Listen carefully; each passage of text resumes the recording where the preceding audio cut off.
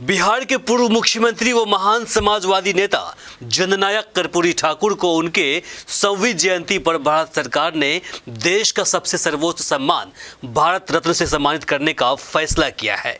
पिछड़े समाज से आने वाले कर्पूरी ठाकुर को उनके मरणोपरांत भारत रत्न मिलना देश और खासकर पिछड़े समाज के लिए गर्व की बात है।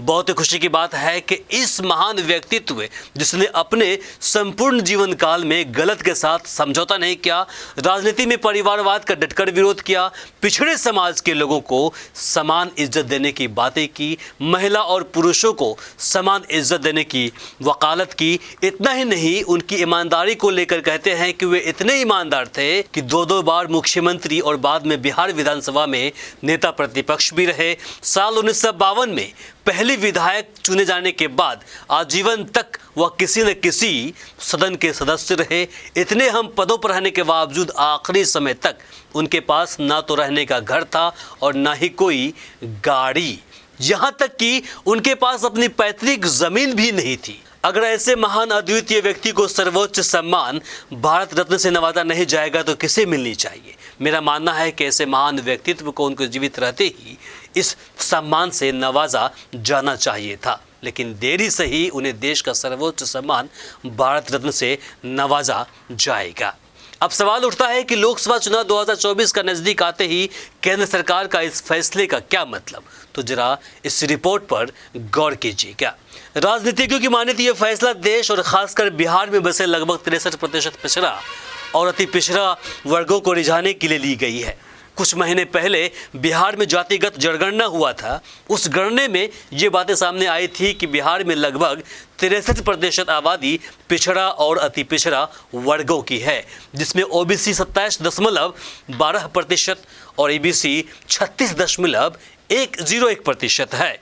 इस रिपोर्ट के आने के बाद महागठबंधन सरकार ने बिहार में आरक्षण का दायरा 50% से बढ़ाकर 75% कर दिया है और अब ये मौका केंद्र सरकार गंवाना नहीं चाहती है। इसलिए चुनाव से ठीक पहले इतना बड़ा सम्मान एक पिछड़े समाज से आने वाले महान समाजवादी नेता जननायक कर्पूरी ठाकुर को देने का फैसला किया गया है।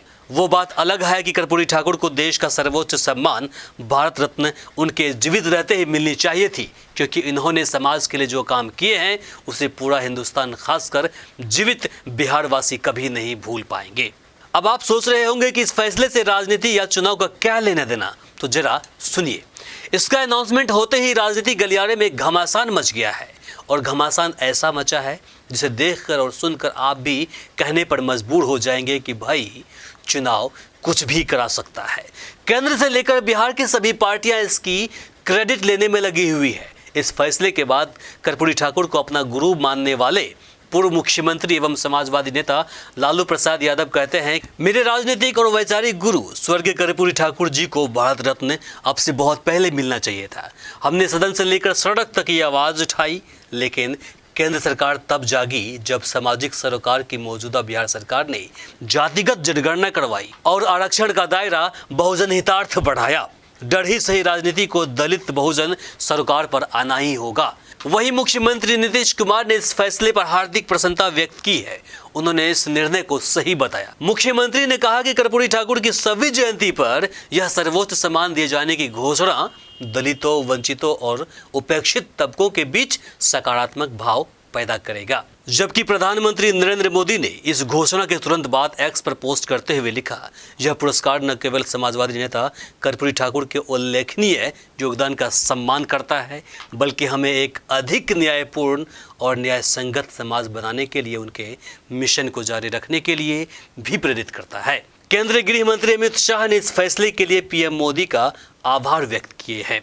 वे कहते हैं, गरीबों, पिछड़ों व वंचितों के अधिकारों के लिए कर्पूरी बाबू जीवन भर संघर्ष करते रहे।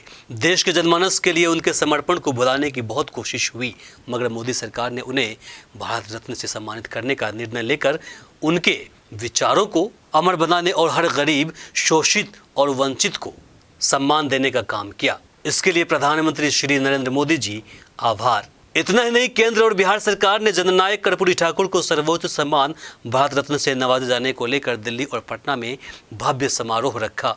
इस मौके पर अमित शाह ने जहां कर्पूरी ठाकुर के जन्म शताब्दी समारोह में उनकी स्मृति में डाक टिकट जारी किया, वहीं इसे लेकर बिहार सरकार ने 3 दिवसीय राजकीय समारोह रखा। इस अवसर पर उप मुख्यमंत्री तेजस्वी यादव ने 2019 का एक 29 सेकंड का वीडियो पोस्ट किया है। जरा इस पर एक नजर डालिए।